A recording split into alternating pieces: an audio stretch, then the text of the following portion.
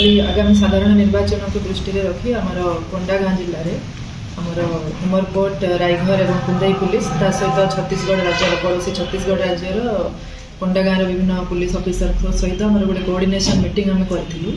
से additional SP DSP और inspector level बहुत ऑफिसर्स प्रेजेंट थे आम आमर ये निर्वाचन को किपरि भाव में सुरुखुरु पीसफुली और फ्री एंड फेयर मैनर आम केमती कर समस्ते निजर सुचिंतित मतामत रखी ता सहित आमर छत्तीसगढ़ बॉर्डर को लगे आमर विभिन्न थानार जिला थानार गाँ गुड़ाक जोटा रही से आमर नाका पोस्ट गुड़ा लगी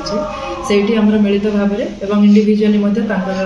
राज्य और आमर जोटा कि जॉइंट चेकिंग गुड़ाक चली रेगुलाली से गुरुत्व दिखाई सो दैट क्रॉस बॉर्डर जमी कौन प्रकार इलीगल एक्टिविटी हो पार ना सहित विषय सब डिस्कसन होता है।